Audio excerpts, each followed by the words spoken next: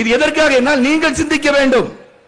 சிந்திக்கின்ற காலத்தில் நாம் பயணித்துக் கொண்டிருக்கின்றோம். இளைஞர்கள் சற்று தள்ளியே நிற்கிறார்கள். அரசியல் என்று எடுத்து பார்க்கும்போது சதவீத விகிதத்தை பார்க்கும்போது, விகிதாச்சார அடிப்படையில் பார்க்கும்போது 7% மக்கள் தான் உண்மையாக அரசியல் பாடல் ஈடுபாட்டோடு இருக்கிறார்கள். நமது நாட்டில் 120 கோடி மக்கள்.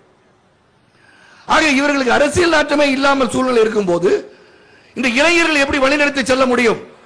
இந்த இளைஞர்களை எப்படி நாம் அரசியலுக்கு இழுத்து வர முடியும் என்பதை சிந்தித்து சிந்தித்து பார்த்த பிறகுதான் மாற்றம் தேவை. எப்படிப்பட்ட மாற்றம்? அந்த மாற்றத்திற்கு தேவையான ஒரு நல்ல தலைவரை நீங்கள் முதலில் தேர்ந்தெடுக்க வேண்டும்.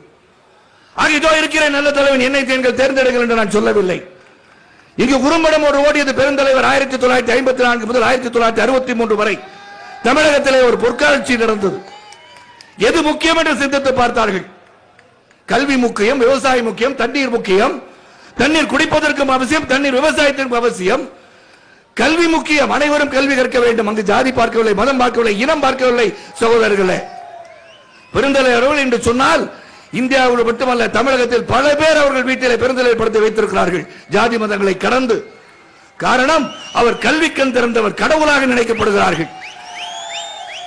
ஆக பெருந்தலைவர் 114வது விழாவிலே பெருந்தலைவரின் பெருமையை நாம் காட்ட வேண்டும்.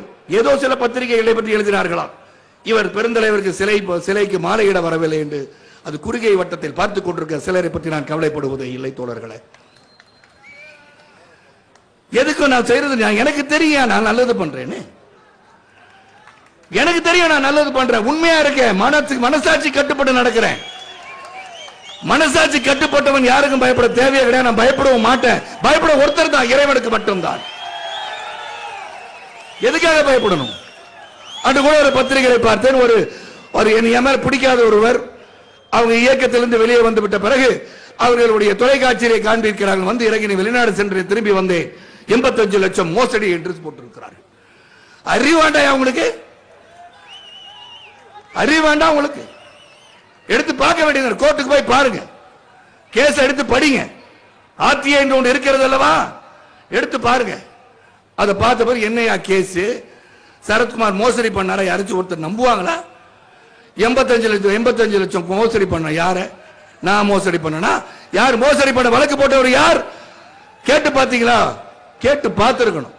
தமிழ்நாடு மெர்கன்ட் பேங்கை கொள்ளையடித்து 10 கோடி கொள்ளையடித்த ஒருவர் என் மீது வழக்கு தொடர்ந்திருக்கிறார். ஜெயிலுக்கு சென்ற ஒருவர் என் மீது வழக்கு தொடர்ந்திருக்கிறார். பணத்தை பாதியிலே நிறுத்திவிட்டு சென்றவர் என் மீது வழக்கு தொடர்ந்திருக்கிறார். ஐயோ, ஒரு 85 லட்சம் போயிருமே, இந்த பணத்தை முடிச்சு அவருக்கு பணத்தை திருப்பி தரலாமனு செஞ்ச அந்த செயல் தான். எங்க வீட்டில் அடிக்கடி சொல்லுவாங்க, தேவையில்லாம இந்த உதவியெல்லாம் பண்ணி மாட்டிக்காதீங்க.